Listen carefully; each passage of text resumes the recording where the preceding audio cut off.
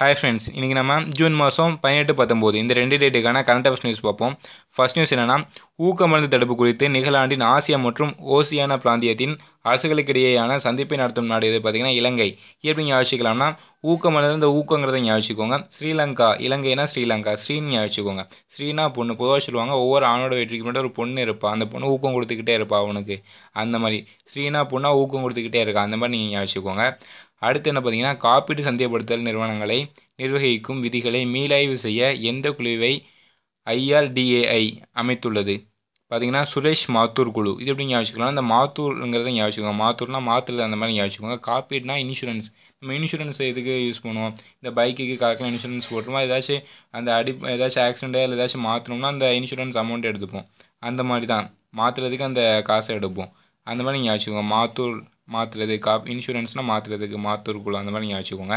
அடுத்து, மாநிலத்தின் காவல்துறை அதிகாரிகளுக்கு நிகழ்நேர தகவல்களை வழங்குவதற்காக காப் கனெக்ட் என்ற அலைபேசி செயலியை அறிமுகம் செய்துள்ள மாநில அரசு எது பார்த்தீங்கன்னா தெலுங்கானா. எப்படி ஞாபகிக்கலாம், தெலுங்கானாவில் கடைசி காணாங்கிறது ஞாபகிக்கோங்க. காணானா காணாம போயிட்டு ஞாபகிக்கோங்க.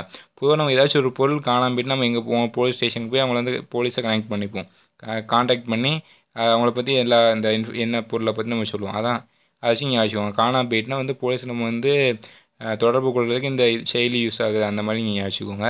அடுத்து பார்த்திங்கன்னா, புதுடெல்லியில் தேசிய யோகா ஒலிம்பியாட்டை NCERT நடத்தியது. இந்த அமைப்பின் தற்போதைய இயக்குனர் யார் பார்த்தீங்கன்னா ரிஷிகேஷ் சேனாபதி. இது எப்படி ஞாபகிக்கலாம்னா, இந்த யோகா வந்து யோகி அப்படின்னு ஞாபகிக்கோங்க. யோகிக்கு ஒன்று பேர் பார்த்தீங்கன்னா ரிஷிகள் அப்படிம்பாங்க.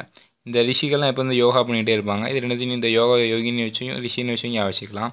அடுத்து பார்த்திங்கன்னா, சார்க் வளர்ச்சி நிதியமானது அனைத்து சார்க் உறுப்பு நாடுகளும் சமூக நிறுவன வளர்ச்சி திட்டத்தை தொடங்குள்ளது. SDFின் தலைமைச் செயலம் எங்குள்ளது. அதாவது SDFின் தலைமைச் செயலம் எங்கே இருக்குன்னு பார்த்தீங்கன்னா திம்புல இருக்குது.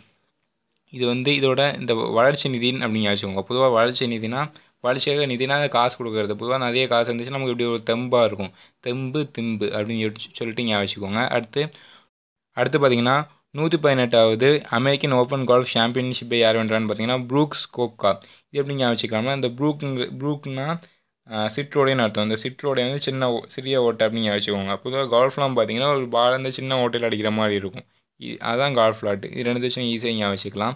அடுத்து, லிம்பா ராமுக்கு வந்து 5 லட்சம் நிதியுதவி வழங்க வந்து மத்திய அரசு அனுமதி அளிச்சிருக்காங்க. இதில் எந்த இடத்துடன் தொடர்புடையவர்னா வில்வித்தை. இது எப்படி ஞாபகிக்கலாம், லிம்பா இருப்பார். இது வந்து அம்பான்னு ஞாபகிக்கோங்க. அம்புனா இந்த வில்லை தான் அம்புலாம் போட்டு பயன்படுத்துவாங்க.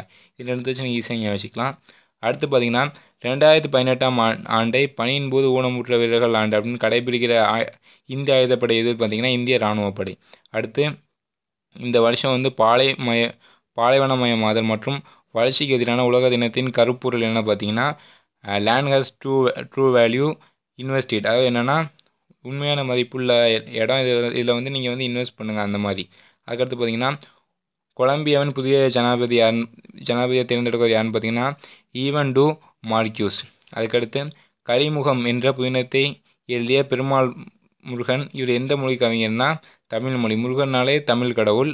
அதை வச்சு நீங்கள் ஈஸியாக ஞாபகிக்கலாம். தமிழ் கடவுள் தமிழ் மொழி, அந்த மாதிரி நீங்கள் ஈஸியாக ஞாபகிக்கலாம்.